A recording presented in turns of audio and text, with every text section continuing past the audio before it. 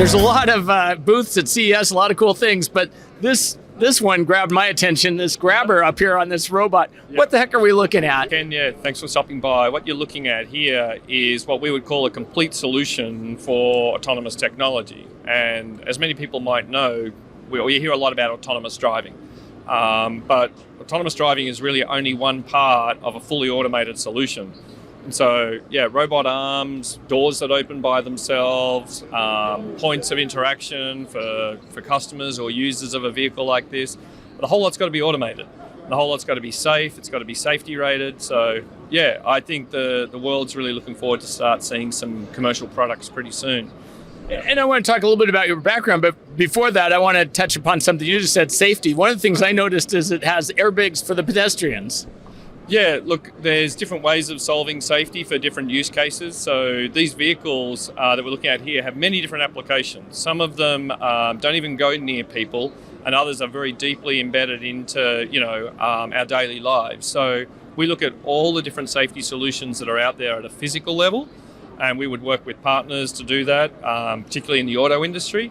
But one of the things that our company does is, because these vehicles run on software, and everyone knows that software can, not always work right, is we've actually had to develop the electronics and software that it meets the highest safety standards in the world, which we don't believe has been completely achieved yet by anyone else.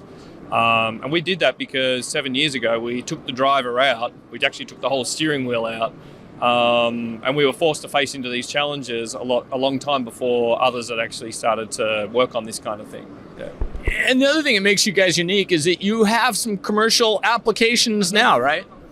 Yeah, we can talk about a few of those, but the commercial applications we're most excited about is delivering groceries autonomously in a major capital city in the world. With one of the vehicles you can see behind us there, with this very unique design that we've patented for creating a great experience for people to receive their groceries with like an Uber app. If they're not home, they can send the vehicle back, but there's no more putting groceries on your doorstep that might be perishable or anything like that. I think autonomous technology, where you've got better economics and you can really help people have a better experience in terms of on-demand, online, kind of purchases. Yeah. It also looks like you have some operational design domains, as you kind of alluded to, that aren't in the public sphere per se. Correct. Being commercial in this space is a real goal for our company. In fact, I'd say it's the goal for this whole industry. I think the time of free money is over. I think the public, I think the investors, they all want to see the technology mature really quickly, and we're really excited to be able to deliver products into commercial applications. And one of those industries is actually, we call it off-highway.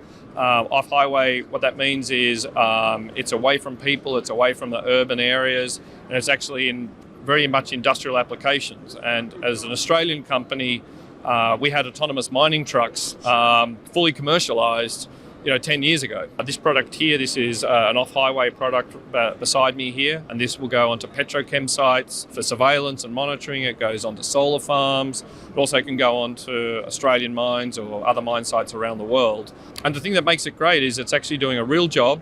It's addressing real problems in the industry where these big companies are trying to get drivers out there. Yeah. It's a real problem, and it actually brings better economics. It's a win-win all around for the companies that we work with and us. Yeah.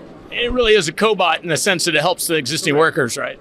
Yeah, correct. We're not trying to do all the jobs. We're not trying to do too much. We're just trying to do, and it's I guess it's a nuance, but we kind of like the idea that in the workplace there are dirty, difficult and dangerous jobs. They're the ones that we think automation can make a real difference. We don't need to have workers exposed to those sorts of conditions when we can have a technology like this that is really, much more appropriate for those type of applications. Yeah. That makes sense. And you have announced the partnership with Suzuki, but it seems like this could also be underlining technology for other big manufacturers of vehicles and so forth. Yeah, back to that sort of commercialization sort of mindset, we chose this particular size of vehicle as a smaller vehicle because what it actually does is it means that we can go to market a lot quicker and a lot easier. A lighter vehicle, a smaller vehicle, it's much more agile, it's much more easy to deploy, and so that's why we've gone with this size vehicle, and Suzuki's going to play a key part in that. But our technology is actually scalable into what you see behind us here in next size up, right up to potentially a 500-ton mining truck, because really we don't really care what the chassis is or how big the vehicle is. That's not what's important to us. What's important to us is controlling the vehicle by software. Yeah. Hence the software-defined vehicle. Correct. And how much depth do you go into sensors? Do you create your own sensors? Are you integrating others? We don't really get involved in the sensor array as such. A lot of our autonomous partners that provide technology, such as Oxbotica that we're working with on the grocery program in Europe, they have their own sensors. And there's different sensors for different applications. So some sensors will work really well outdoors, but others will really fail quite quickly on a dusty mine site. So everything's application specific, but our platform allows different sensor arrays that are chosen specific to their use and different size or different style vehicles that are use specific. I just think it's really important to have a proper solution for the market rather than, hey, we've got this sort of compromise, one shoe fits all. We don't see that as being a success. You've got to be able to customize for your customers. Yeah. And I assume that there's also integration at the software level in terms of the interface to the customers. I would imagine that's there's various levels of integration, or how does that work? For instance, a rideshare app might have one thing versus a mining company, something totally different. Yeah, correct. What you're sort of asking about there, Ken, is how does a user or a worker interface with a robot vehicle? I think that's a great point. There's obviously some safety elements to this where users in some of these industrial applications are actually also part of the network of knowing where things are, which is really scheduling and that sort of thing. Right? Correct. In terms of the users, though, probably our biggest challenge that we're working on is how robots can be seen as being very friendly and useful and not complicated or in any way sort of threatening to people. And so really not trying to overreach with the technology, trying to have it so it fits from a design point of view, an appearance point of view. You look at the vehicles behind me, some of them look a little purposeful and off-road, but really they're quite friendly and people can interact with them quite easily, yeah. Obviously, the other advantage is you're starting from scratch, so it's all electric. Does it have things like four-wheel steering? Are you using hub motors? What sort of technologies are you using there? Running a machine on software gives you amazing flexibility in terms of how you control a vehicle. So the vehicles behind me are symmetrical in length. The A side is the same as the B side, but as most people know, the front of the vehicle has different parameters than the back of the vehicle. So we just change those parameters with our control system. So this vehicle can drive straight into a dead end without having to do a complicated turn or anything like that. It just tells itself that the other end is now the front, and out it goes. So you can't do that with a normal manually driven vehicle because otherwise you've got two windshields, right? So so we find that, and then doing complicated things that we can't do as humans in terms of four-wheel steering or diagonal steering is quite a complicated thing to try and do. Trust us, we have an engineering vehicle where our engineers drive it. But software does a lot better job at driving the vehicle when it's got these complicated maneuvers. But they're really practical. I'll give you a good example. With four-wheel steer, this vehicle can do what we call diamond steer. It's where both sets of axles are pointing in the same direction. So that's really great for lining up in like narrow spaces. The vehicle just shifts sideways rather than you having to sort of do this. So you get lots of benefits like that are that are based on that software driveline, yeah. So where do you envision for moving people? Do you see that happening soon, or is it a few years out, or what? Yeah, I think there's some really great stuff happening in terms of not just robo-taxis, which imply a smaller vehicle, but right up to automated shuttles, automated buses.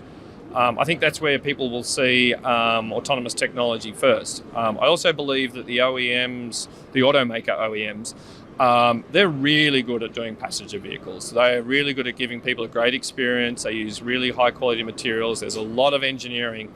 For our company, doing passengers is something that our OEM partners would do.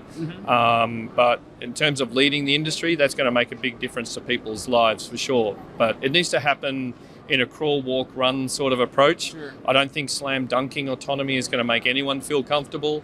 And I think this industry is all about what does initial commercialization look like. And that's when people will see it first.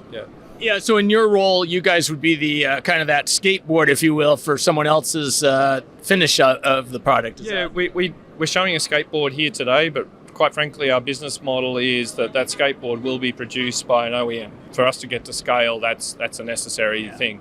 So we focus on our software and electronics, our control system. We call it our digital backbone that makes all the things that I've just talked about operate safely and precisely.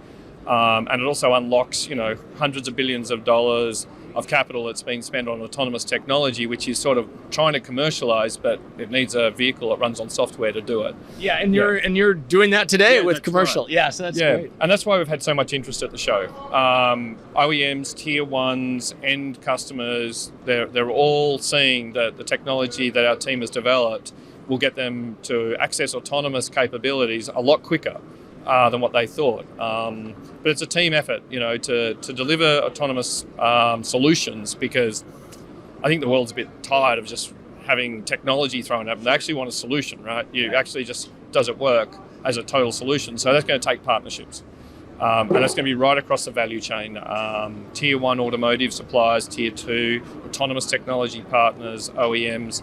Yeah, I think everyone's now banding together rather than putting their elbows out and trying to do it themselves. It's really game on, and everyone can see the first horizon. Yeah. Great. Well, I really appreciate your insight. Thank you. Yeah, thanks, Ken. It's Have been a good pleasure. show. Yeah, thanks for stopping by.